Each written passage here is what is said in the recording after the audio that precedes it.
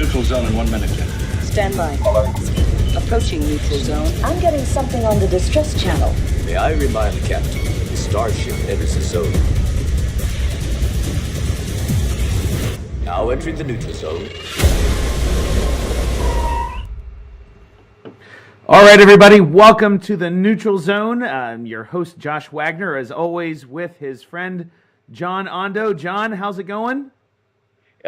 More and more things happening every week, talking about the new Discovery Season 2, so much to discuss. And for the people just tuning in, welcome. Join us, hit us up on our website, neutralzonechat.com, our Facebook page, our Twitter page.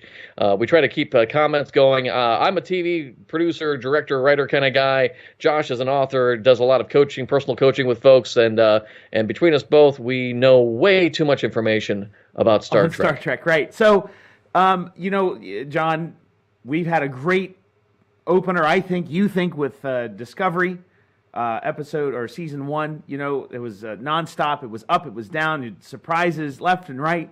It was a different, darker sort of Star Trek and, a different aesthetic. And some people like you and I really enjoyed it. It's a different Star Trek from the original series. It's a different Star Trek from The Next Generation. It's a different Star Trek from Deep Space Nine. And the movies. I was just watching an episode of Enterprise last night, and then I watched an episode of Voyager, and they all start out the same way. And it's like they start, and the Next Generation started this. They're all in the thing, having coffee, and let's talk about pool, or let's talk about mowing the lawn, and then the thing happens, and then something happens, yeah, and it's like it just. Happens. So, whereas Discovery, basically, hey, somebody just got something stabbed in their head or something. It was a little bit more unpredictable. So the problem is, though, that some fans did not like it. If it doesn't meet their expectations, then they're not going to like it. But so we know that the showrunners changed up a little bit. We know that things are going to change for season 2. We don't know exactly what's going to be. We have the preview running over here, kind of as we're talking. But what do you think of this whole thing? What happened? What's your opinion? Did CBS make the right decision? And what do you think is going to happen next? What I think, and this is, again, a lot of speculation on my part, but from knowing the television industry and how shows are produced and so forth, there was a shakeup last year before the show even got on. They changed one of the producers out first thing, and then Alex Kurtzman kind of got brought into this role. And for those of you who don't know who Alex Kurtzman is, he not only was part of the Paramount universe with the JJ movies, with Into Darkness and the original 2009 Star Trek, he had a part with the Beyond, but not as heavy as with the other two. So he has a lot of traction, and when you look at his IDBM site, if you're like me, you're going to sit back and go, Limitless, a whole bunch of other things that you just really enjoy, good sci-fi thinking movies. So that's Alex Kurtzman, and he's been part of Discovery for the past year. And then the other two people, Aaron Harbets, I believe is how his name's pronounced, and then Gretchen Berg. They're a team. They have worked on other shows for ABC and other folks together. So they're kind of a pair, and they're called the showrunners. It's kind of a new term that people are using instead of producers. So they were kind of running the show for Discovery. They were released after they had, I assume, have shot or had written 5 of the new season's episodes. Now, the reasons, Josh, are apparently that they said that it wasn't necessarily that the writing was bad or anything else, but they had bad management styles. Apparently, some of the writers were complaining that they were verbally abusive. They were throwing things in meetings. They were just, I think we've all had bosses like that before. I guess they were just a part of the anatomy that ends with a hole. And so, yeah, I guess that's what was going on with them. And so CBS said goodbye, we're done, and Kurtzman is now fully in charge of the show. I think that's great. I don't know if that's going to change the content a whole lot, but here's the thing you got to remember is it's all about money. Discovery Season 1 went way over budget. And if you remember, we had a lot of discussions when we got to, I forget, it was episode 13 or so. Episode 13 was 38 minutes. It wasn't even a full, they typically run about 48 to 52 minutes. It was short. Something was wrong. And then we were all kind of like, what the heck was with the season finale? It was like they had 2 season finales in the 14th and 15th episode. It just felt like something went wrong. And I suspect they blew the budget, and they had to do some compromises and some changes, and maybe they didn't know they were even going to do a second season, and they had to rewrite some things. So those two are out, and now they're into a whole new season, and I'm excited about it because I think Kurtzman does a really good job. I like the writing. I know some people say the show is darker, but the show was dark in the original series, and it was dark in some of the better Next Generation series. Josh and I have watched, and we really recommend a great documentary William Shatner did called about the I want to say Off the Bridge. It's all about the Next Generation and the conflict between the writers and Roddenberry and the producers.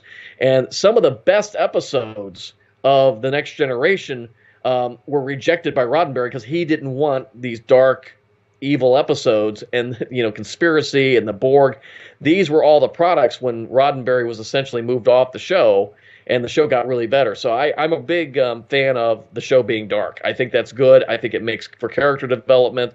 The crew comes together. We have those great speeches like Saru, I fear we are not going to die today, and those great speeches. So sure, and the Next Generation, I know that if you watch that documentary on Netflix, that there wasn't that Roddenberry didn't want the interpersonal conflict, and it's like, man, then what do you do with yourself? I mean, you gotta do something. Writers right? were literally saying, "How do I write this? How do I write? You're supposed to have conflict."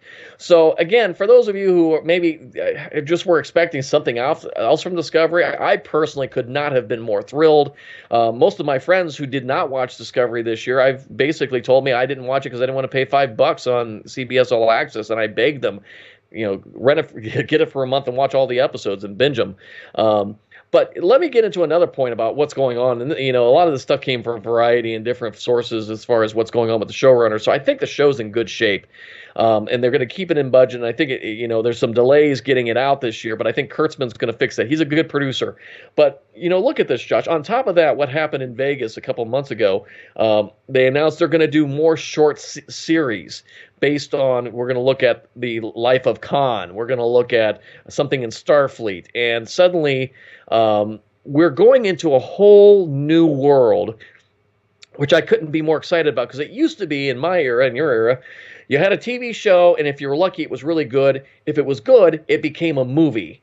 And that was kind of like the trophy that you had a good TV series that became a movie. Now, that world has changed, and we've always said here, and you were the one who said it first, I think, that Star Trek is better as a TV show, whereas Star Wars is better as a movie. Yeah, we're actually going to talk about that in the next podcast. Yeah. So Star Trek is just better as a TV series. So give us more, and I think that's what that's what CBS and Viacom is doing. They're gonna go through, and they're gonna create not only a new series for us. They're gonna create these short films or short episodic series to just continually feed us. And for me, as a Star Trek fan who had to wait from, as a kid to 1979 for the first movie, and then to 1988 for the first TV series, it's so exciting now that we will have multiple kind of consumption of short films, and it's all going to be available digitally. And it's a complete change from the days when we'd say, hey, Star Trek, when's the next movie for Star Trek? As we're going to talk about soon, I don't know if we will see another movie for Star Trek, because I think they've realized, one, we can do a whole lot better shooting TV shows. We can do it a lot cheaper than doing a motion picture, and it's just, I think it's going to work out great. I tell you what, John, why don't we save that for our next episode? We'll get a little deeper into the movies versus series. Yep. Bottom line, season 2 is going to be awesome. They've shaken some things up, but I think this year is going to be phenomenal. All right, everybody, thank you for joining us in the Neutral Zone. Join us in the next episode where we are going to talk about how Star Trek is better as a series than it is as movies. And, of course, thanks, John, for your insight on how those things kind of work with the producers and the showrunners, and how we can be optimistic for that next season. All right, everybody, thank you for joining us in the Neutral Zone. Under the Neutral Zone in 1 minute, Jen. Stand by. Approaching neutral zone. I'm getting something on the distress channel. May I remind the captain, the starship enters the zone. Now entering the neutral zone.